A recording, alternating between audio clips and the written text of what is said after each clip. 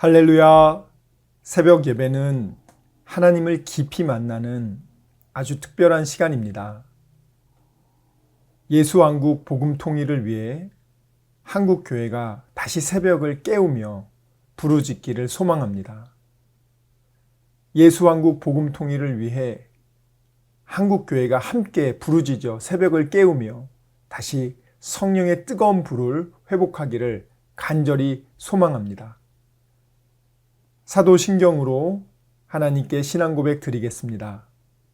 전능하사 천지를 만드신 하나님 아버지를 내가 믿사오며 그 외아들 우리 주 예수 그리스도를 믿사오니 이는 성령으로 잉태하사 동정녀 마리아에게 나시고 본디오 빌라도에게 고난을 받으사 십자가에 못 박혀 죽으시고 장사한 지 사흘 만에 죽은 자 가운데서 다시 살아나시며 하늘에 오르사 전능하신 하느님 우편에 앉아 계시다가 저리로서 산자와 죽은 자를 심판하러 오시리라.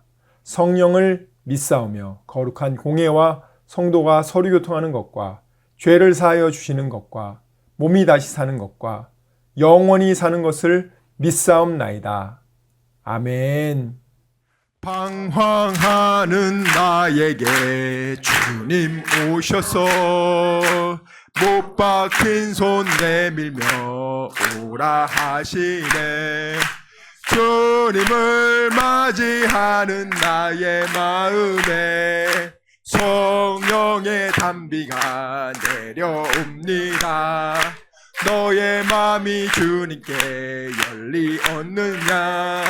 믿음으로 주 말씀을 받을 수 아멘. 주여 나의 마음이 갈급하오니 성령의 빛 속에 젖어듭니다. 모든 것을 믿음으로 간구하는가? 말씀을 의지하여 응답받으라. 주님께 모든 영광 전부 드리고 겸손의 자리에 낮아 있으라. 아멘. 오늘 함께 나눌 하나님 말씀은 사도행전 18장 1절부터 17절까지 말씀입니다. 사도행전 18장 1절부터 17절까지 말씀 함께 읽도록 하겠습니다. 읽겠습니다. 시작. 그 후에 바울이 아덴을 떠나 고린도에 이르러 아굴라라는 본도에서 난 유대인 한 사람을 만나니 글라우디오가 모든 유대인을 명하여 로마에서 떠나라 한 고로 그가 그 안에 브리스길라와 함께 이달리아로부터 새로 온지라. 바울이 그들에게 가매 생업이 같으므로 함께 살며 일을 하니 그 생업은 천막을 만드는 것이더라. 안식일마다 바울이 회당에서 강론하고 유대인과 헬라인을 권면하니라. 실라와 디모데가 마게도냐로부터 내려오매 바울이 하나님의 말씀에 붙잡혀 유대인들에게 예수는 그리스도라 밝히 증언하니 그들이 대적하여 비방하거늘 바울이 옷을 털면서 이르되 너희 피가 너희 머리로 돌아갈 것이요 나는 깨끗하니라. 이후에는 이방인에게로 가리라 하고 거기서 옮겨 하나님을 경외하는 디도 유스도라 하는 사람의 집에 들어가니 그 집은 회당 옆이라. 또 회당장 그리스보가 온 집안과 더불어 주를 믿으며 수많은 고린도 사람도 듣고 믿어 세례를 받더라. 밤에 주께서 환상 가운데 바울에게 말씀하시되 두려워하지 말며 침묵하지 말고 말하라. 내가 너와 함께 있음에 어떤 사람도 너를 대적하여 해롭게 할 자가 없을 것이니 이는 이 성 중에 내 백성이 많음이라 하시더라. 1년 6개월을 머물며 그들 가운데서 하나님의 말씀을 가르치니라. 갈리오가 아가야 총독되었을 때 유대인이 일제히 일어나 바울을 대적하여 법정으로 데리고 가서 말하되 이 사람이 율법을 어기면서 하나님을 경외하라고 사람들을 권한다 하거늘 바울이 입을 열고자 할 때 갈리오가 유대인들에게 이르되 너희 유대인들아 만일 이것이 무슨 부정한 일이나 불량한 행동이었으면 내가 너희 말을 들어주는 것이 옳거니와 만일 문제가 언어와 명칭과 너희 법에 관한 것이면 너희가 스스로 처리하라. 나는 이러한 일에 재판장 되기를 원하지 아니하노라 하고 그들을 법정에서 쫓아내니 모든 사람이 회상장 소스데네를 잡아 법정 앞에서 때리되 갈리오가 이 일을 상관하지 아니하니라. 아멘. 사도 바울이 얼마나 낙심하고 전도 사역에 자기가 실패하고 이 고린도로 들어올 때 하나님께서는 세 가지를 예비하셨다고 했어요. 첫 번째, 오늘 보면은 브리스길라와 아굴라라는 이 두 명의 하나님이 예비된 하나님의 동역자를 준비시키죠. 사도 바울은 이 브리스길라와 아굴라라는 이 부부를 그 전에 만나본 적도 없어요. 인맥도 없었습니다. 고린도에 들어갈 때 아무도 알지 못했어요. 그런데 하나님은 이 둘을 예비하고 있단 말이에요. 자, 이 상황 속에서 누가 왔다고요? 5절에 보면 실라와 디모데가 마케도냐에서 내려오매. 데살로니가는 딱 3주 있었습니다. 그런데 디모데에게 데살로니가 성도들 어떻게 지내는지 너무 궁금하다. 가서 좀 잘 좀 확인해 다오. 왔는데 데살로니가 성도들이 믿음을 잘 지키고 있다는 그 소식을 듣고 사도 바울이 너무 힘을 얻은 거예요. 신라로부터 선교 헌금이 온 이후부터는 오늘 여기 말씀에 보면 하나님의 말씀에 붙잡혀 유대인들에게 예수는 그리스도라 밝히 증가하니. 자, 여기서 하나님 말씀에 붙잡혔다는 말은 이제 풀타임 사역을 하게 됐다라는 의미예요. 이 원어적 의미는 이제는 온전히 그 말씀 전하는 일에 집중할 수 있었다라는 의미예요. 그래서 복음을 열심히 전하니까 어떤 일이 벌어집니까? 사도 바울은요, 자기 민족을 사랑해서 유대인들에게 먼저 복음을 전해요. 예수는 그리스도라 밝히 증거하니. 자, 성경에 보면은요, 예수님에 대해서 구약 성경에 오실 메시아에 대해서 예언을 계속 많이 했죠. 제가 성경을 찾아서 많이 설명해 드렸어요. 예수님 오시기 전에 900년 전, 700년 전 계속해서 선지자들을 통해서 앞으로 이러한 모세와 같은 그런 오실 메시아, 구원자가 올 거다. 그리고 그 구원자는요, 어떤 분이냐? 너희 죄를 위해서 이 땅에 오셨고 또 죽으시고 3일 만에 부활할 것도 구약 성경에 이미 다 예언되어 있어요. 원죄를 제거하며 하나님과 인간 사이에 있는 그 죄의 담을 헐어버리는 그런 놀라운 구속주로서 오시는 거 아닙니까? 자, 그런데 바리새인들과 서기관들은 이거 알면서도 안 믿어요. 자기가 믿고 싶은 메시아를 믿는다니까요. 지금도 똑같아요. 여기 교회에 앉아있지만 여러분들이 뭘 믿냐? 내가 믿고 싶은 하나님을 믿는단 말이에요. 내가 믿고 싶은 하나님. 스스로에게 물어보세요. 난 예수님 믿고 정말 달라진 게 있나? 제가 말했죠. 예수님을 믿고 정말 그리스도인이 됐다면 그 사람은 예수를 위해 살게 돼 있다.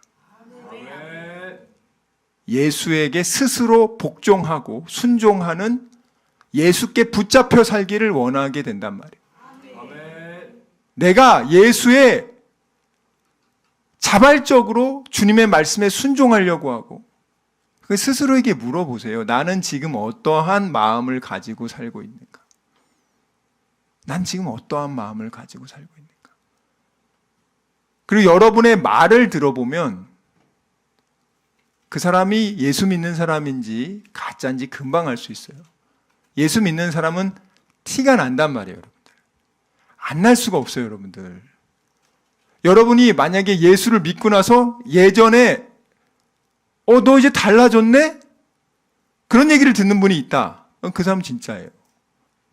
예전에는 내가 예수 믿기 전에는 나는 어땠을까? 한번 스스로에게 생각해 보세요. 예수 믿기 전에 나는 어땠지? 지금 예수 믿게 된 나는 어떤 마음으로 살고 있지? 나는 무엇을 위해서 살고 있지? 먹든지 마시든지 무엇을 하든지 하나님의 영광을 위해서 해라. 내가 살아도 주를 위해 살고 죽어도 주를 위해 죽는. 나는 정말 내가 마음속에 그 말씀을 들을 때 이질감이 안 생기고, 아, 그래, 맞아. 난 그렇게 살아야지. 그렇게 사는 게 정말 행복이야. 그것이 정말 예수께 붙잡혀 사는 게 가장 행복이야. 가끔 그런 얘기 하잖아요. 야, 부인에게 붙잡혀 사는 게 행복이라고. 그 무슨 소리야. 초장에 결혼해서 잡아야 된다고 막 남편들 그러는데 잘 들었어. 다른 거 떠나서 그냥 예수께 붙잡혀 사는 사람이 가장 행복한 삶이에요. 왜?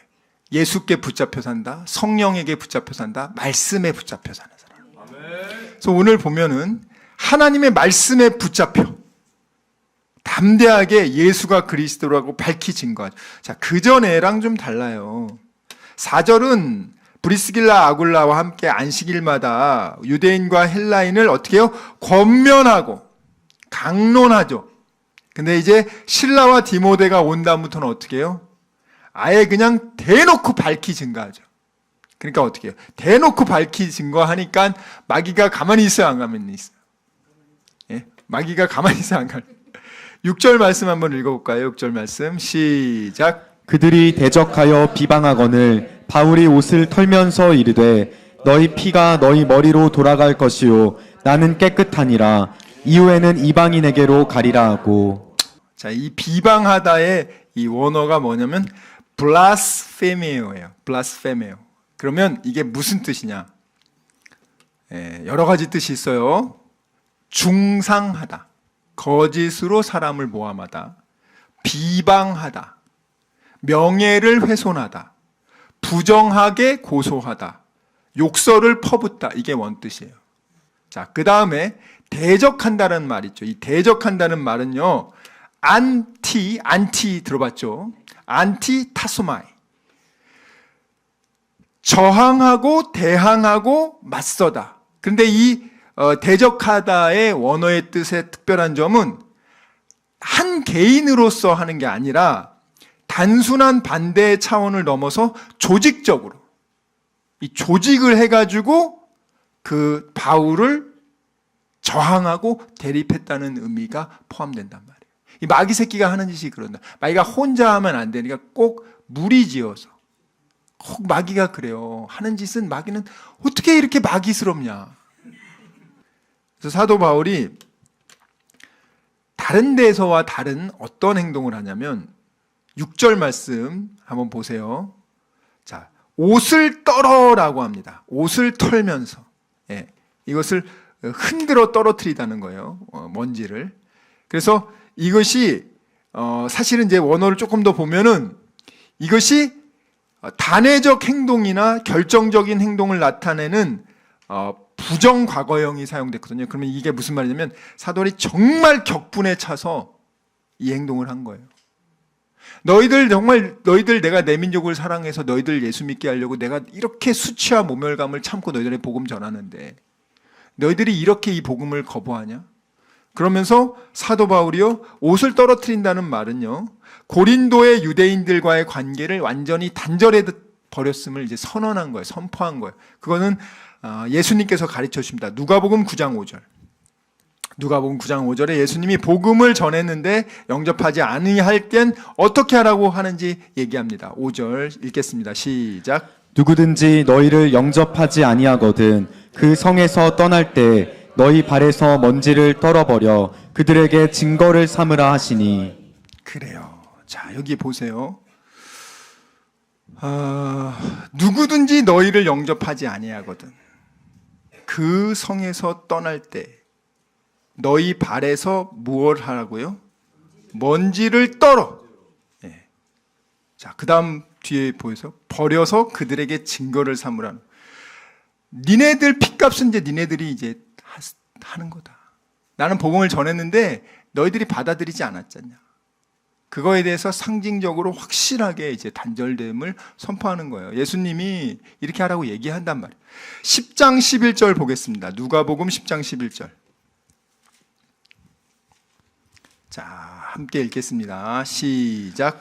너희 동네에서 우리 발에 묻은 먼지도 너희에게 떨어 버리노라. 그러나 하나님의 나라가 가까이 온 줄을 알라 하라. 10절 11절 다시 읽어보겠습니다. 시작. 어느 동네에 들어가든지 너희를 영접하지 아니하거든 그 거리로 나와서 말하되 너희 동네에서 우리 발에 묻은 먼지도 너희에게서 떨어버리노라. 그러나 하나님의 나라가 가까이 온 줄을 알라 하라. 10절에 보면은 복음을 전했는데 그 동네가 영접하지 않아야 하거든. 분명히 해야 돼요. 거리로 나와서 분명히 말해. 너희들하고 먼지조차도 떨어버리라는 거예요. 너희들. 이거 여러분들 복음 전할 때 여러분들이 구걸하고 애걸해서 복음 전하는 게 아니에요. 구걸하고 애걸하면 예수 믿는 거 아니고요. 교회 몇 번 나와주다 끝납니다. 예수 믿는다는 게요, 내가 구걸하고 뭐 애걸한다고 해서 믿는 게 아니고, 교회는 오게 할 수 있어요. 그렇지만 그가 정말 예수 믿는 거는 오직 하나님의 주권에 달려있단 말이에요. 하나님이 그를 택한 자녀면 정말 그가 예수 믿는단 말이에요. 정말 이것이 얼마나 기쁜 일이지. 내가 지금 그 예수를, 사실 말도 안 되는 내용이 믿어지잖아요. 부활이 믿어진다는 게 말이 돼? 한번 생각해 보시라고, 여러분들. 아니, 그 예수가 나랑 전혀 상관없는 분이, 그 사람이 죽었는데 내 죄가 용서받았다는 게 그게 믿어져? 믿어지냐고요. 이제 우리가 복음을 전했어요. 근데 그 사람이 영접하지 않을 수 있어요. 그럼 여러분들은 포기하지 말고, 제가 말하잖아요, 또 기도하시라고. 때가 있다고. 내가 지금 복음을 전했지만 안 받아들일 수 있어요. 그렇지만 기도하고 또 전할 때 하나님의 때에 택한 백성은 다시 온단 말이에요, 여러분들. 낙심하면 안 돼요. 자, 그 다음에 우리 18장 7절 한번 볼까요? 사도행전 18장 7절 보면은 어떤 일이 벌어집니까? 이제 유대인들 사역은 이제 끝납니다. 유대인들 사역은 이제 브리스길라 아굴라와 함께 유대인들 사역하는 거는 이제 거기서는 이제 더 이상 그들이 받아들이지 않으니까, 그들이 그렇게 대적하니까 끊고, 7절에 보면 거기서 옮겨 사도 바울이 누구의 집에 들어갑니까? 디도 유스도라는 사람인데 앞에 수식어가 있어요. 어떤 수식어가 있죠? 어떤 수식어가 있어요? 죄종이 아무 집에나 들어가는 게 아니고요.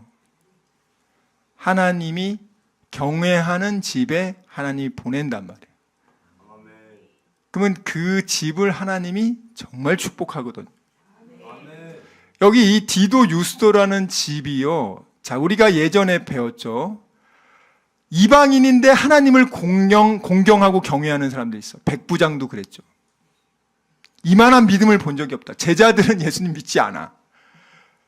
제자라는 놈은 목에만 힘주고 나 예수 제자야 그렇게는 하지만 정작 예수님은 안 믿어. 예수님이 너네들 무슨 믿음이 있냐고. 그런데 로마 백부장은 이방인인데 예수님을 믿어. 예수님 우리 집까지 올 필요 없다고. 그냥 명령하듯이 말만 해도 낫는다고. 예수님을 인정해. 믿어. 그래서 예수님 오죽하면 야, 이만한 믿음 본 적 없다.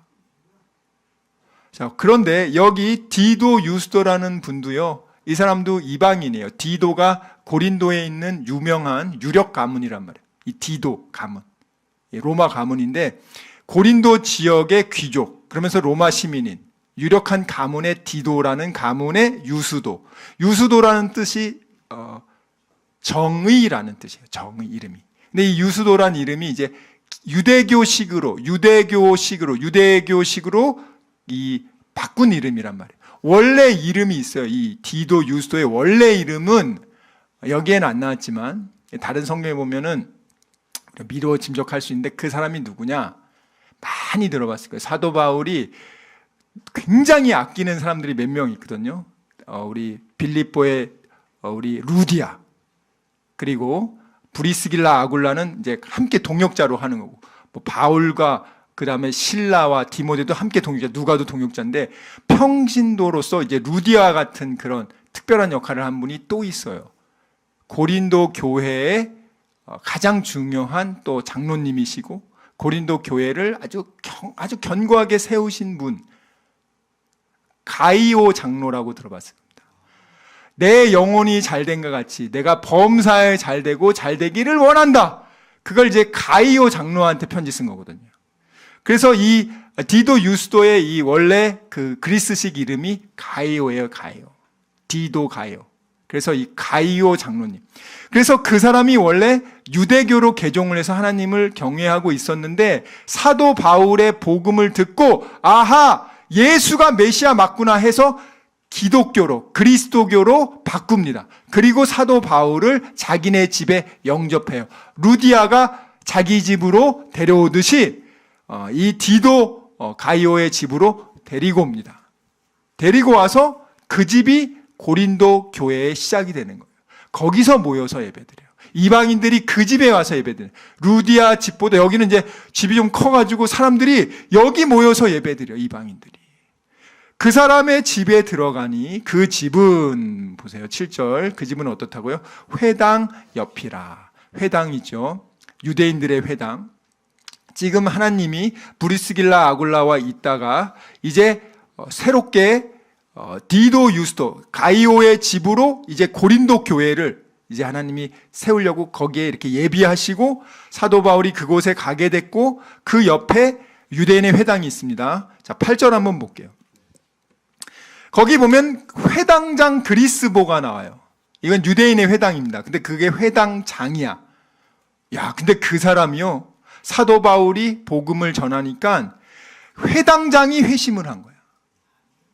유대인 회당의 대표가 회심을 하고 집안과 더불어 주를 믿으니까 수많은 사람들이요. 그가 예수님 믿는 걸 보고 함께 또 믿기 시작하는 거예요. 놀라운 역사를 하나님이 예비하셨고 가이오도 하나님이 예비하신 거예요, 여러분들. 미리 뭐 사도 바울이 10년 전부터 아는 거 아니고 예비된 가이오가 있었고 그가 하나님을 공경하던 때에 바울의 메시지를 듣고 복음을 듣고 아, 예수가 내가 그 기다리던 메시아가 예수구나 하면서 예수를 영접하고 구원받고 그리고 그곳이 고린도 교회가 된단 말이죠. 그곳에서 교회가 시작된 거예요. 여러분, 하나님은요, 한번 우리 읽어볼까요? 예, 로마서 16장 23절. 로마서 16장 23절. 가이오에 대해서 어떻게 설명을 하냐면 이렇게 말합니다.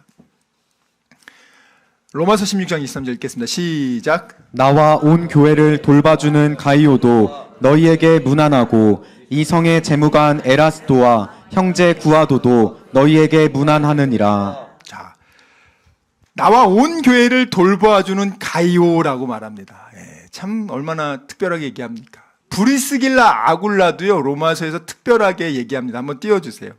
예, 브리스길라와 아굴라도요, 로마서에 보면은 사도 바울이 특별하게 얘기해요. 자, 16장 3절 한번 읽어볼게요. 시작. 너희는 그리스도 예수 안에서 나의 동역자들인 브리스기와 아굴라에게 문안하라. 4절 읽겠습니다. 시작. 그들은 내 목숨을 위하여 자기들의 목까지도 내놓았나니 나뿐 아니라 이방인의 모든 교회도 그들에게 감사하느니라. 자, 여기 보세요. 여기 보면은 브리스길라 아굴라는 동역자라고 하잖아요.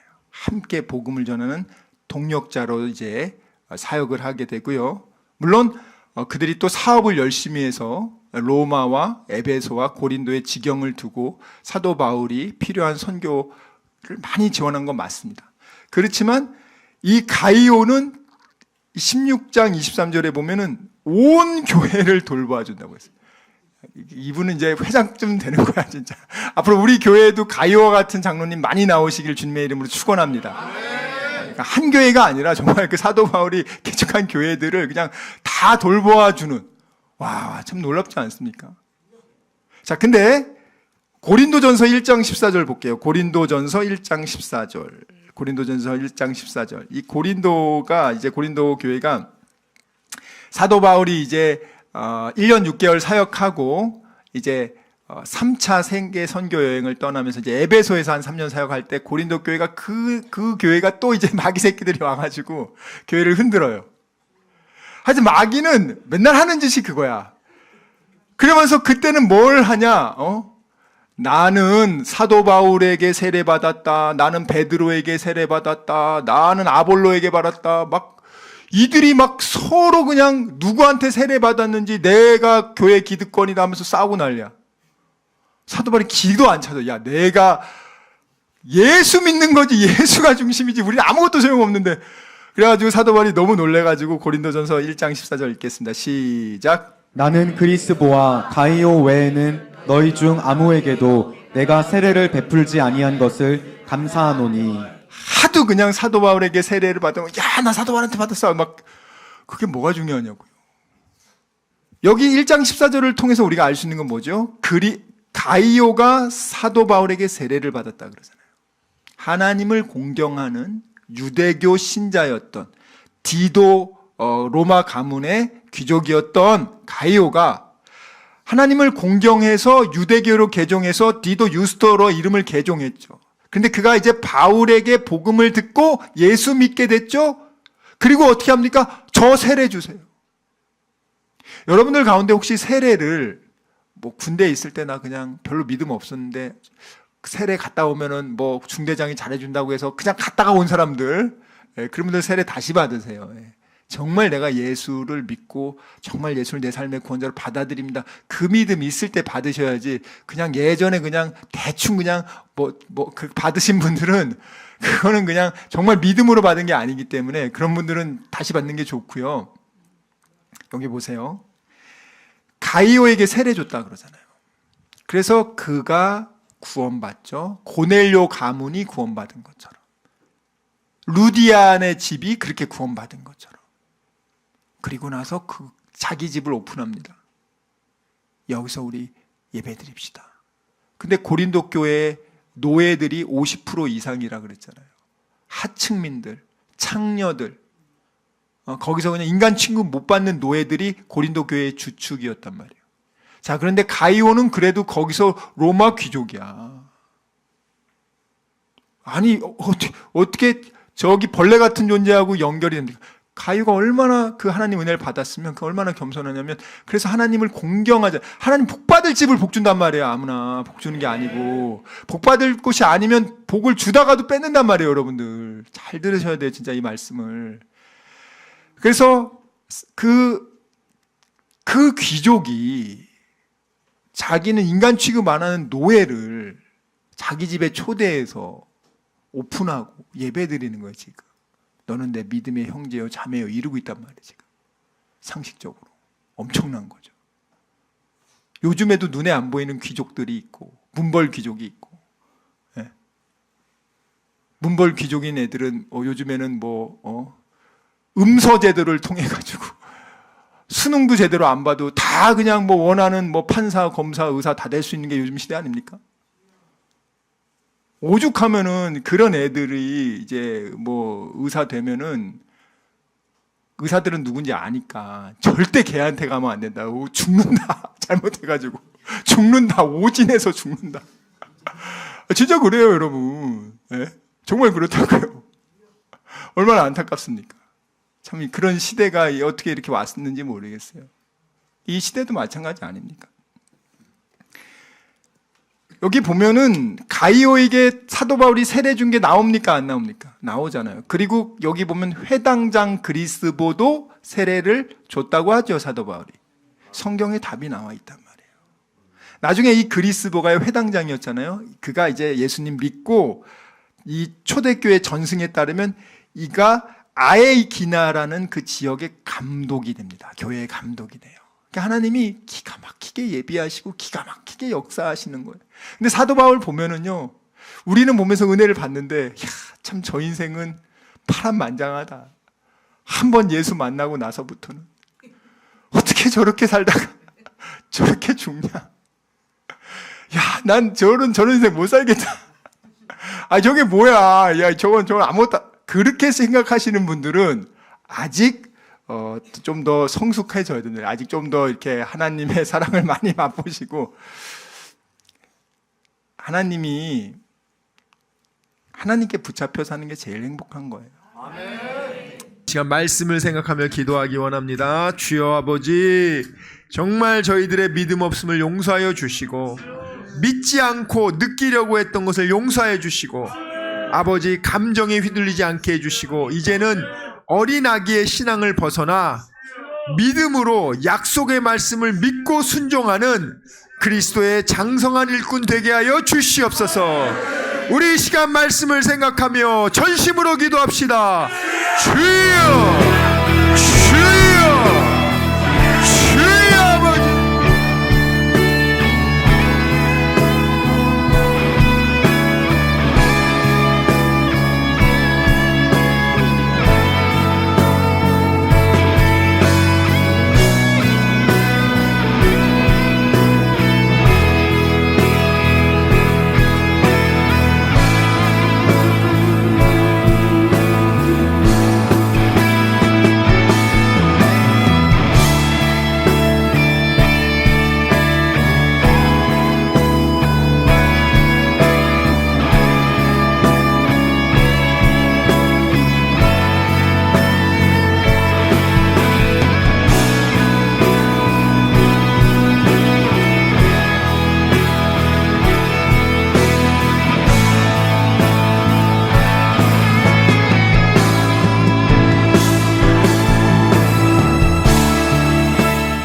아버지, 이 시간 아픈 곳에 손을 얹었습니다.